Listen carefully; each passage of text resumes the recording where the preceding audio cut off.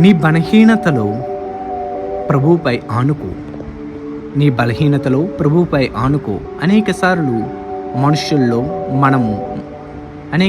మనుషులు మనలో ఉన్న బలహీనతలను చూసి అసహించుకుంటారు, హేళన చేస్తారు, నీకు చేతకానదంటూ చులకనగా చూస్తారు. ఆరోగ్యాన్ని బట్టి, చదువును బట్టి, మన మనస్తత్వాన్ని బట్టి, రంగును బట్టి, ఇంటిని బట్టి, హోదాను బట్టి అనేకులు తక్కువగా చూస్తూ ఉంటారు. అదేవిధంగా కొందరికి ఇంకొన్ని బలహీనతలు, నోటి దుర్స్తనం, కోపం, శరీర అవయవ లోపాలతో ఉంటే అట్టి బలహీనతలను బట్టి కూడా నిందిస్తూ ఉంటారు. పలకరించడానికి కూడా ఇష్టపడకుండా దూరంగా వెళ్ళిపోతుంటారు. మన బలహీనతను చూచి సహాయం చేయుచున్నాడు.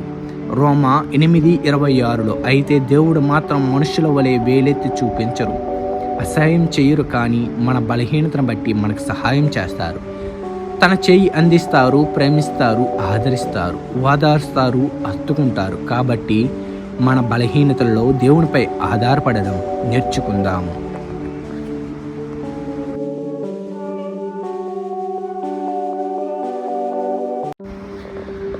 నీ బలహీనతలో ప్రభువుపై ఆనుకో.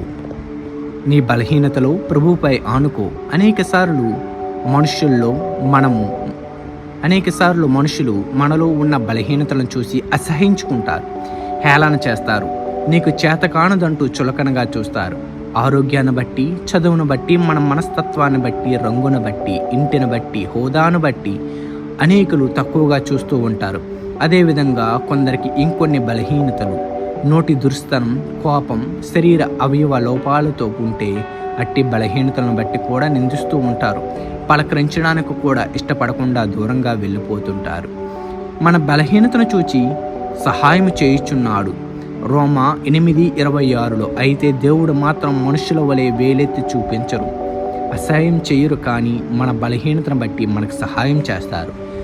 తన చేయి అందిస్తారు, ప్రేమిస్తారు, ఆదరిస్తారు, ఓదార్స్తారు, హత్తుకుంటారు. కాబట్టి మన బలహీనతలలో దేవునిపై ఆధారపడడం నేర్చుకుందాము.